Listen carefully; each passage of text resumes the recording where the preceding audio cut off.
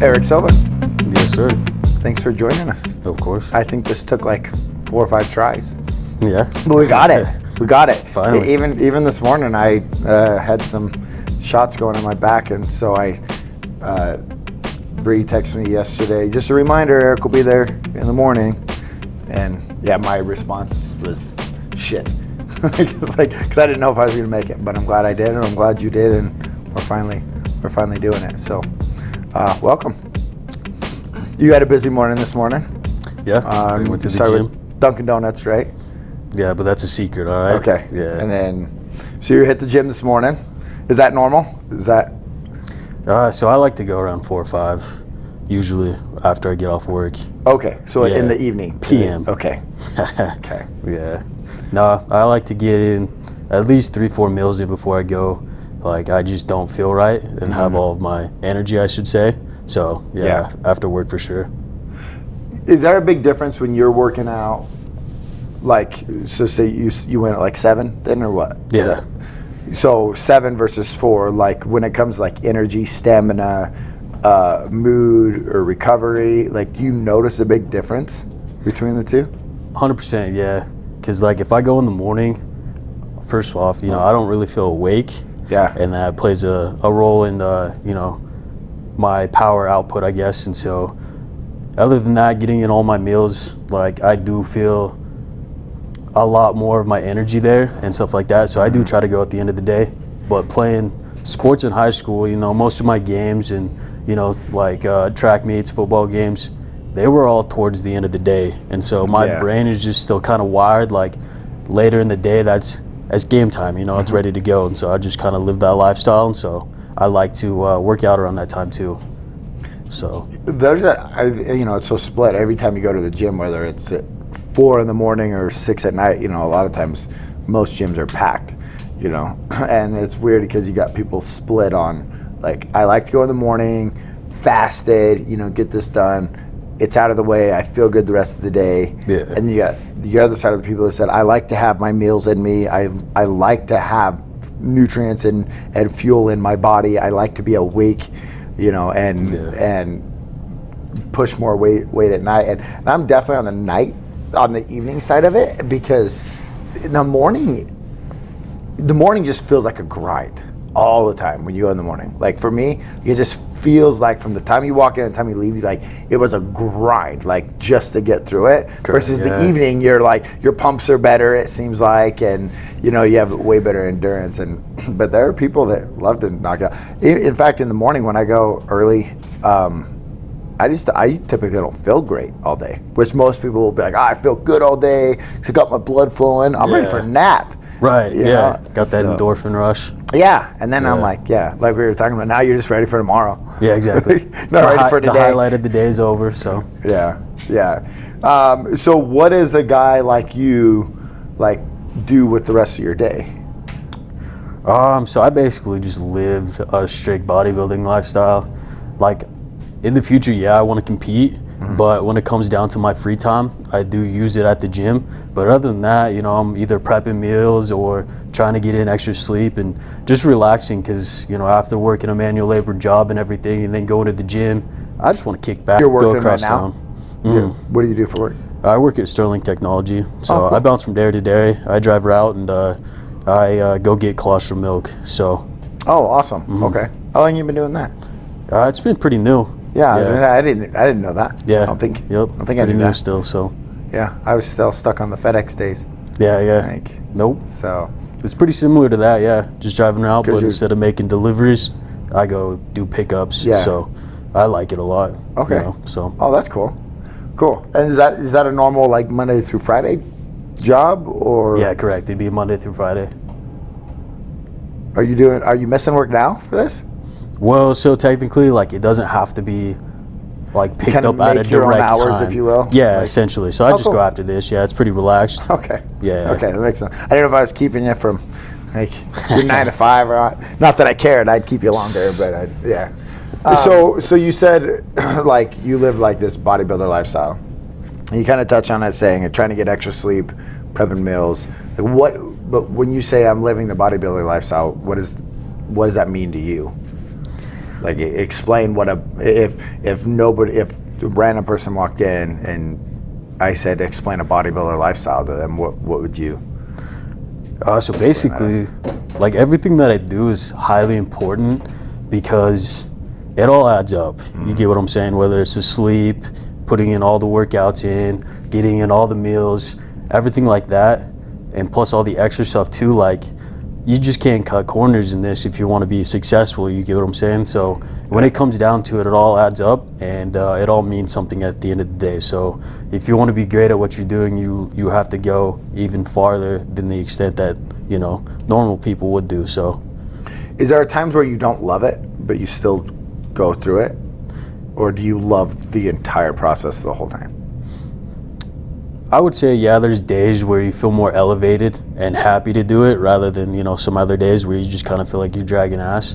But it's just all part of it, you know, it's just regular life where not all days you feel, you know, excited and whatnot. And then there's other days where you just have to push through and get it done because, you know, you have to, so. Yeah, right. And that's with most anything if you're going to be good at it, I think, you know, or great at it.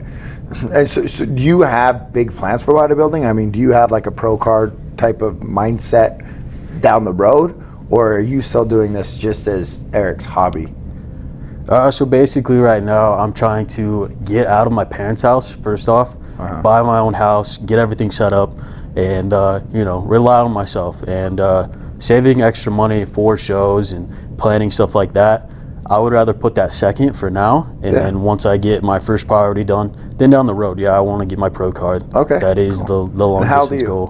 Right. I am 23. Awesome. So yeah. Well, that's awesome. That's And so you've thought about this already, obviously, definitely, right? Yeah, this has gone through your head. So when did you get into bodybuilding initially? Like, was that from like, so your brother used to come in here before you. Gage was coming in here before you were coming in here, and he was always pretty built. And then one day he came in. This was a couple years ago. He came in and he asked me for something for. He's like, I need to get bigger, and I was like, well, you're winning. Like, you're already pretty big. Like, what's the reason? He's like, my younger brother just passed me in size. And I'm like, who's your younger brother? And then like a couple weeks later, I met you, and I've always seen like this brotherly competition between you guys, which is a hell of a competition, right? I mean, if two brothers are trying to figure out how to be in better shape than the other person, that's pretty cool. But did that stem from your brother, or were you just kind of on your own when you decided to do this? So basically, I've just always been involved with sports, and it's just something I've always been drawn to. And when it comes to my brother and I, like, we do have that competitive vibe towards each other. There's some days where we just want to say F you, like, you know, but it's all love, you know. It is. So it is. I've noticed that. Do you guys still compete against each other in that sense? Or? I've actually beat him, so he's trying to catch up right now. I know. And how old is he? He's 24 right now. Okay, so you guys are only a year and a half apart or something? Yeah, yep. Awesome, okay. Well, that's good, because I think that'll push you guys forever, essentially, being that close, and you guys are both athletic and both competitive, and so I think it'll be good for you guys. Well, I need to watch out for my little brother, honestly. You have another little one? Yeah. Oh, and he's going to pass you both? Hopefully not, but, you know, I'm going to try to make sure he does, you know what I mean? Most brothers want to, you know, not help him, and I want to do everything I can to help him, I guess. Well, that'll step your level up, too, typically, right? I mean, and how old is he? He's a senior right now, so he'll be graduating. He does all the sports and stuff? Yep. Cool. Yeah. Is he in Twin? Lighthouse. Oh, sweet. Oh, yeah. Yeah. You Lighthouse boys. Were you Lighthouse too? Yeah. Gotcha. I heard they like recruit people almost.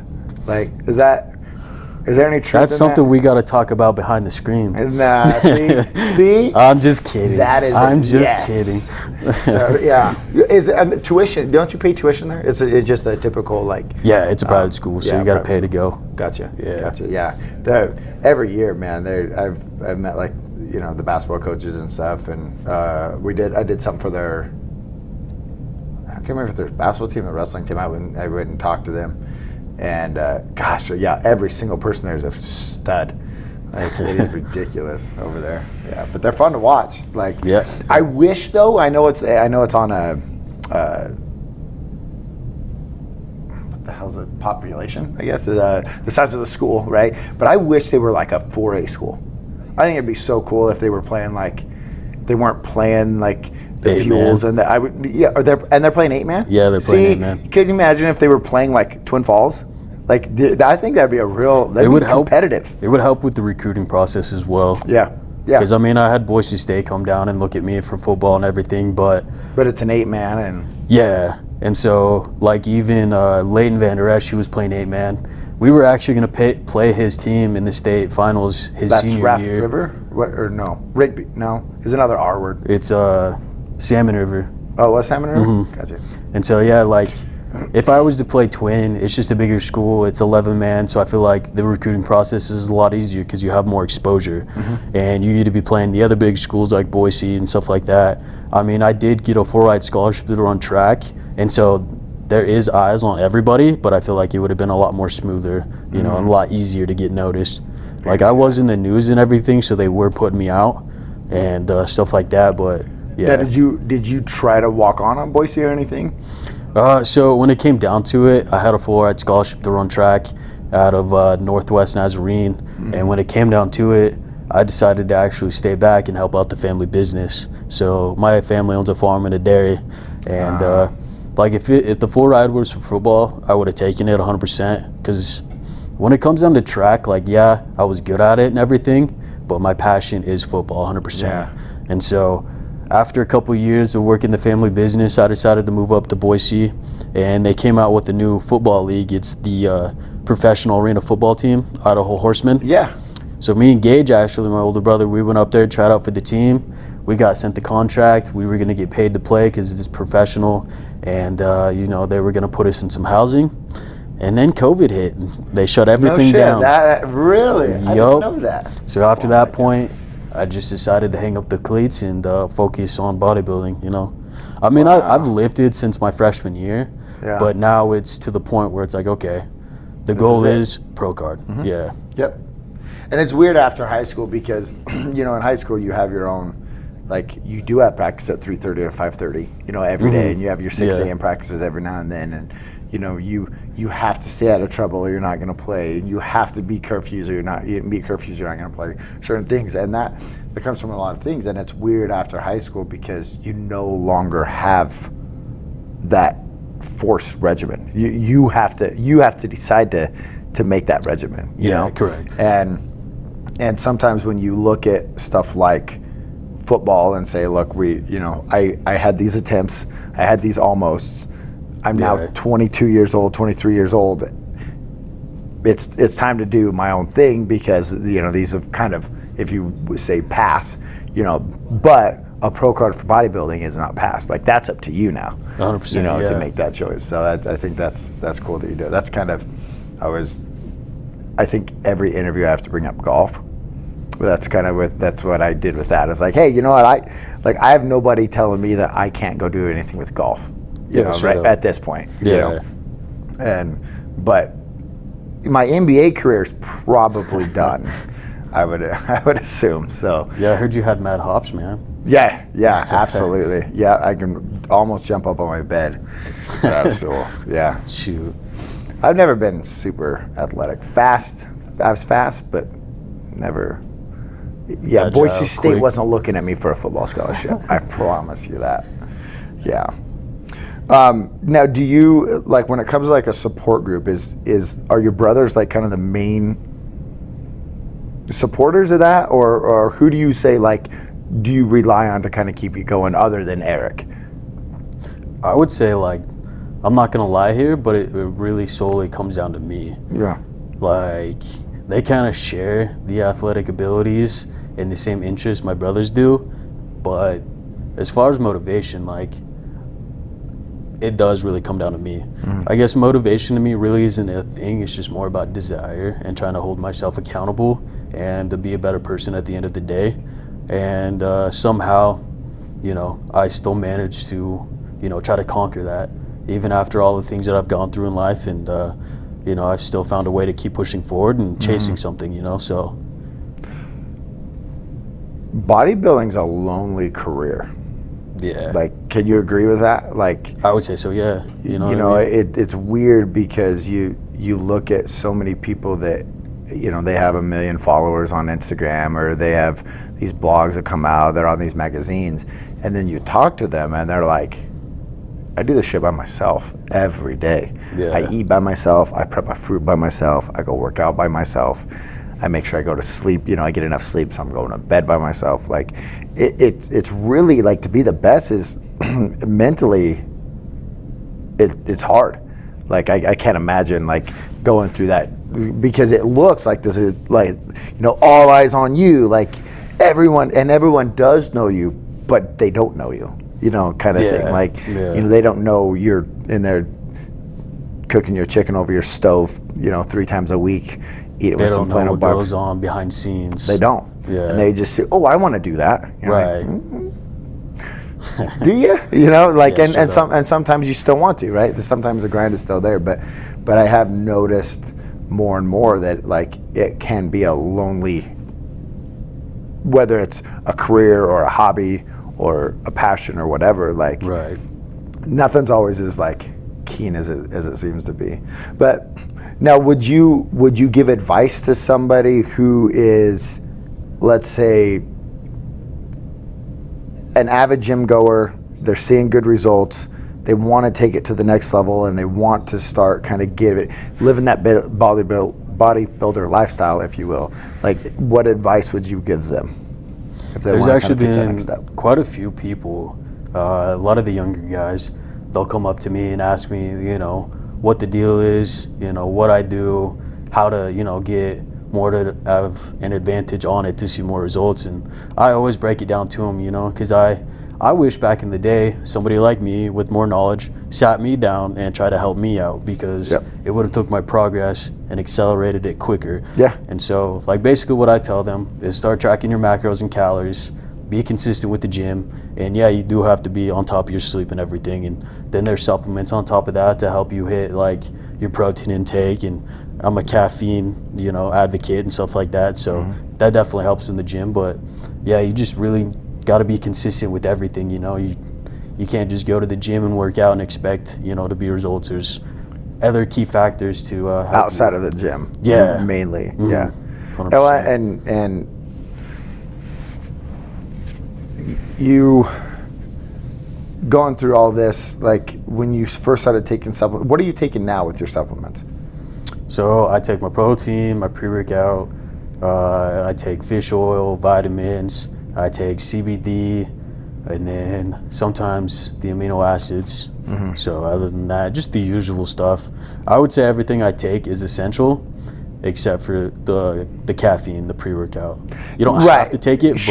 But if you work out better and get a better output because of it, then it was damn near essential, right? Yeah. But you nailed it early when you said you can't cut corners. Like, you can cut corners if you want to be in shape, that's fine. But if you want to make something out of bodybuilding, right? It's you know, there's millions of people wanting to do it, so you have to be the 1% of the 1%. Yeah, if you want to be top tier and a high caliber, you know, athlete, you just can't cut corners. Yeah. You know, so me being a track athlete, you know, doing the 100, 200, long jump and triple jump, and winning state and all those events for multiple years, like, how am I supposed to say this? Like, it all relies on you, because it is a one-on-one thing. You don't have teammates when you're doing those individual events. No doubt. So at the end of the day, you can't blame anybody. You can't have any excuses. You just know at practice you got to put it in. You have to grind, and, you know, it all comes down onto you. You know what I'm saying? So anything like that has brought me into bodybuilding, and I still take that mentality. Yeah. You know, so my dad, with the farming and the dairy and everything, he's, in an unconscious way, I've just kind of picked it up, I guess.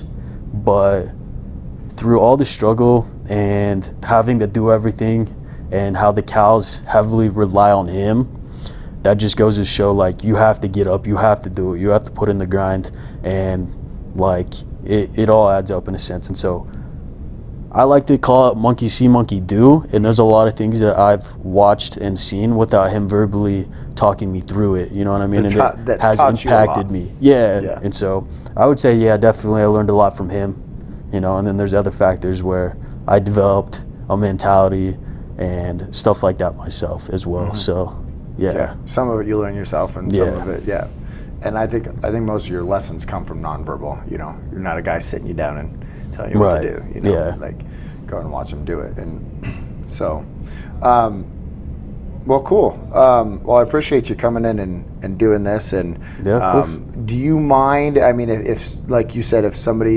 you sat somebody down and told them this, do you mind somebody, you know, messaging you or DMing you or something and asking you questions, or if they run into you in the gym? I mean, are they good to Yeah, of course. come ask them? I'd be happy to help them. Awesome. You know? So what's your Instagram handle? I think it's Eric_Silva 4. Yeah. Yeah. Okay. Awesome. So Cool. Well, we'll throw that up there and probably Okay. above your name. You know, I've Heck yet yeah. to see that. You probably do that, but I don't get that far into them to even see. But I think Bree does that, and she like throws your tag up above your head somewhere or something Okay. like Yeah, that. Got it. across your face. Right. Yeah. Perfect. Perfect. She circles it with her handle, so it's pretty cool. So, well, cool. They'll be sure to reach out to you, and we appreciate you doing this. And then I'm sure we'll see you back here in a few months and talk about your pro car that you're chasing.